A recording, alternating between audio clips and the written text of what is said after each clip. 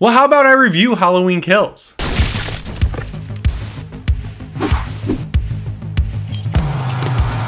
How's it going, guys? As always, my name is Jimmy Champane, and if you like slashers, monsters, pretty much any movie shot during, set during, or inspired by the 1980s, this is the channel for you. In today's video, we're talking about Halloween Kills, and this time it's a little bit different because yes, after 3 extremely long years that I've waited since seeing Halloween 2018, I finally got to see Halloween Kills, and today I'm going to review it. Now, this video is going to be my spoiler-free thoughts on the movie. I'll have another video up later this week after people have had a chance to see the actual movie with all of my spoiler-filled thoughts on Halloween Kills. But let's just jump into this one because there's a lot to talk about. Now, like I mentioned, the 3-year wait for this movie was extremely long, and as a huge Halloween fan, dare I say one of the biggest Halloween fans on the internet, maybe even the biggest, but don't tell anyone I said that, the wait was much longer than it probably was for most other people, and my expectations were obviously extremely high. But now that I've seen the movie and I've had the drive home to think about it, my gut reaction is that my expectations were almost perfectly met.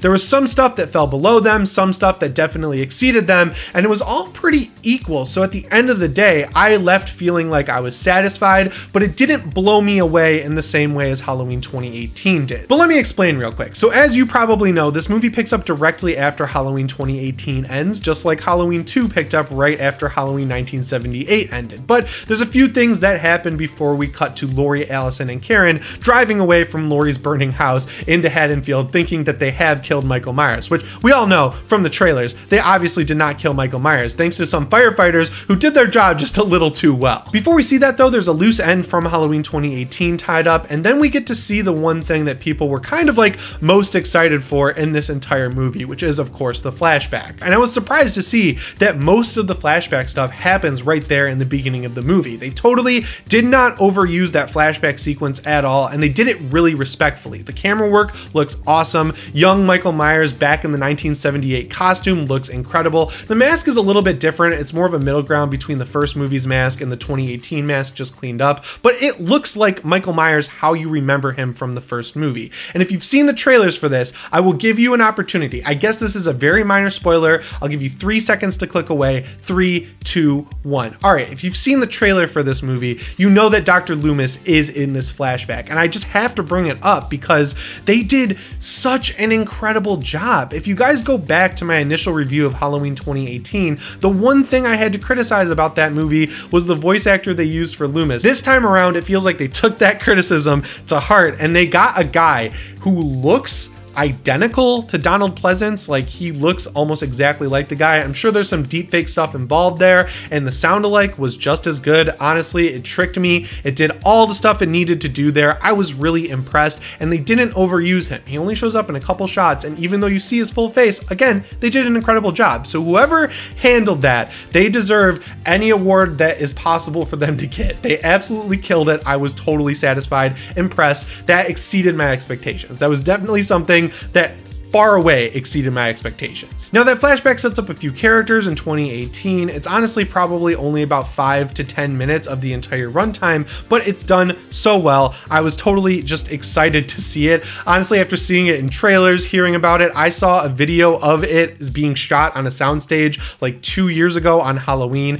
After all that build up, all that wait, all of that excitement, after even seeing some of the stuff on a soundstage, I was just blown away. It was so cool to be back in that world of 1978, and it was awesome that it just left me wanting more. I don't want them to overdo it in something like that where it's like, oh man, they showed way too much of 1978 and just relied way too much on the nostalgia there. It was just perfect, the perfect amount of flashback stuff. And throughout the rest of the movie, there's a few moments that flashback to the flashback, but there's like flashbacks to stuff you already saw at the beginning. There's not really a whole lot of added flashback material throughout the rest of the movie. So yeah, I was really satisfied with that. I feel like it was very respectful to Halloween fans. Now, jumping forward to 2018 is where I'm a little bit back and forth on things. So obviously Michael lives through the end of 2018, and now he's out and about in Haddonfield, and the residents of Haddonfield know this and they want to hunt him down and kill him. That's like the whole plot setup for the movie. And when it was announced that we were getting characters back like Tommy Doyle, Lindsay Wallace, Marion Chambers, even Sheriff Brackett, the one thing I said when all of that started happening was, I hope this doesn't feel like Halloween the Ride, because even though Haddonfield is a small town, and that kind of justifies all of these people still existing there. The fact that they're all friends, they all know each other, if that was what they were going for in this movie, then I would feel like, maybe that wasn't the best choice, because it makes it feel like a movie and not a real thing that can happen, I guess, even though, you know, Michael Myers probably couldn't happen in the real world. And unfortunately, that's the only thing that kind of disappointed me here. The character moments are cool. There's a lot of flashbacks to the original movies, a lot of big moments for all of these characters that are returning, but it does really suffer from the fact that it feels like Halloween the Ride. They're popping up all over the place. They get a lot of screen time. They get a lot of focus in the movie, and it works in some ways and it doesn't work in others. The one area they're all let down, like everyone almost is let down across the board in this movie, is with the script. The dialogue took a huge hit from Halloween 2018. Now, it wasn't immaculate, right? Like, they weren't going to win Oscars for the screenplay in Halloween 2018. It was just good. It was exactly what it needed to be. This one has a lot of lines that are like borderline hokey. They feel a little overacted, a little over-delivered, a little overwritten. It feels like a movie. I just hit my mic because I got so excited, I'm sorry. But yeah, it feels like a movie. It's hard to get invested in the world when you're like, oh yeah, there's Tommy Doyle hanging out with Lindsay Wallace and Nurse Marion Chambers. There they are on Halloween night. Oh, there's Lonnie Elam. They all come into the movie within the first 10 minutes at the exact same time. They're already hanging out. They're already knowing each other. But with that being said, it is cool to see how the events that happened in 1978 on that Halloween night shaped all of these people's lives and how they turned out. Now, with such a huge ensemble cast, with only a 2-hour runtime where they're bouncing between all these different characters, the Strodes included, obviously they don't get a lot of opportunity to be fleshed out, and that's totally fine with me, honestly. I don't need these characters to be completely fleshed out. I don't need to know what Lindsay Wallace does for a job, for example. Like, that's just not why I'm here to see this movie. But again, with all of these characters coming back, I was surprised to see how much of a backseat the Strode family took. Like, Laurie, as we all predicted, is mostly shacked up in Haddonfield Memorial Hospital because she took a big stab wound to the gut in Halloween 2018, and they make it a little bit worse than it seemed at the end of that movie, which keeps her in the hospital. Karen is also at the hospital taking care of her mom, but Allison, because her boyfriend Cameron is out in Haddonfield and Michael Myers killed her dad in the last movie, she wants to go out and find Michael Myers, and she honestly, out of the 3 Strode women, I'm pretty sure she gets the most screen time, and they really beefed up her character and made her a lot more of a badass that feels like Laurie Strode in the first movie. Like, she's going out, she's the one who's actually smart, using her brain a lot in this, and I feel like they finally did her character justice, and they set her up really well for Halloween Ends. I'm really excited for where Allison Strode is going to go in Halloween Ends. So yeah, if you saw Halloween 2018 and your absolute favorite part of that movie was the Strode family's story and you want to see where that's going to go next, you might be a little bit disappointed with this one because the pendulum is definitely swinging back towards Michael Myers. But honestly, I was really happy with where Laurie's story ended up at the end of Halloween 2018. To me, she could have died in that movie and they could have gone on without her with just Allison and Karen, and I would have been upset, but I would have got it. So it's either here nor there, and I'm kind of glad now that I've seen Halloween Kills that she didn't die in Halloween 2018, because I'm excited to see where her story is going to go in Halloween Ends. They totally reinvigorated my fandom for Laurie in this movie. But yeah, if that's the main reason you're seeing this, you might be a little disappointed. That's all I'm trying to say, because now we got to talk about what I loved about this movie, which is Michael Myers, baby. Holy did they go all out with the kills with Michael. He looked great. He was moving around Haddonfield. He's a just killing force in this movie. As a lifelong Michael Myers fan, since I was a little kid who's just lived and died by the way he kills people in these movies, the crazy inventive ways that he comes up with to murder people, I was just absolutely blown away. And I know this kind of sounds hyperbolic, but I'm really confident that it's not. The kills in this movie, with how many of them there are, it's crazy how original they are. They all are distinct from each other, and I will say that while they did spoil a few of them in the trailer, they were right. They kept the best ones for the movie, and they did not really scratch the surface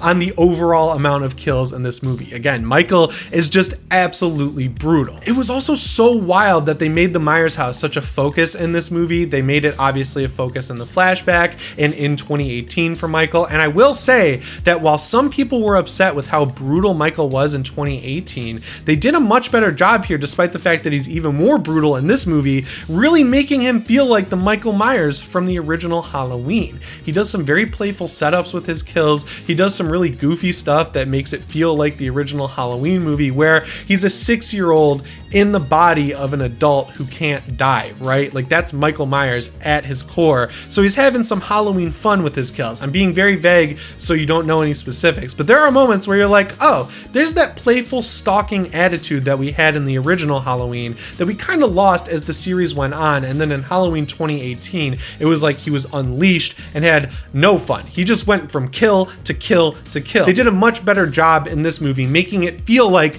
the original Michael Myers. Like, if you watch Halloween, then Halloween 2018, and then this movie makes them all feel connected, even though it's technically the latest one in the timeline. And I think that's really cool. It shows that David Gordon Green, Danny McBride, everyone else involved with this movie really got Michael Myers. And that's why it just bugged me so much that they didn't seem to get what to do with the other main characters. There's just so many of them that interweaving their plots, jumping all over town from Haddonfield Memorial to Haddonfield Park to the Myers house to every other location that shows up in this movie. It just seems like they had too much stuff to juggle, and they did a good job tying it all together. It was just messy at the end of the day. And when you compare it to Halloween 2018, which I know some people have issues with the way that movie plays out, honestly, it's just a simple slasher from start to finish with a very simple story. They definitely are easy to contrast with each other. That's all I'm trying to say. I also got to point out that while the humor in this movie is still definitely there, it was done a whole lot better than it was in Halloween 2018.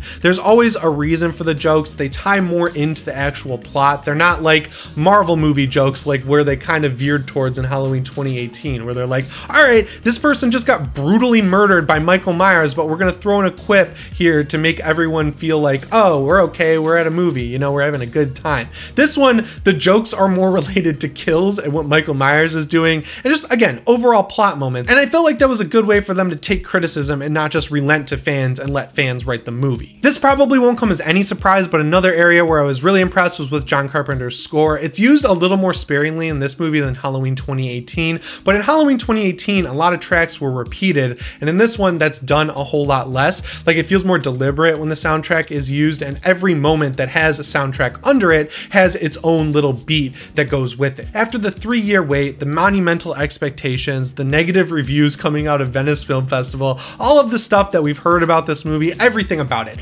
all coming together at this one screening that I went to 3 days early for the movie, everything piled on top of me was totally washed away as soon as those intro credits rolled. I don't care that the movie started skipping and they had to restart it, and then some dude actually answered a phone call and said, oh, I'm here for Halloween, whatever. None of that stuff bothered me, because at the end of the day, I got to see a Halloween movie that felt like the sequels I grew up with, right? There's a few character moments that didn't necessarily work, but it definitely goes for broke like all of the best sequels did. And the Michael Myers moments, the moments that me, as a massive Halloween franchise fan for my entire life, is there to see, those were amazing. There's scenes I could have never dreamed of seeing on the big screen. And I've always thought about why I was so excited to see Halloween 2018. And I think it's because it was just the perfect storm when Halloween 2018 came out, where it was like, John Carpenter's back, Jamie Lee Curtis is back. They got a new director who really wants to keep things true to the original and modernize it in a cool way. And it all just came together exactly how I wanted it to. And obviously I have a lot of love for that movie. Even 3 years later, I still watch it all the time.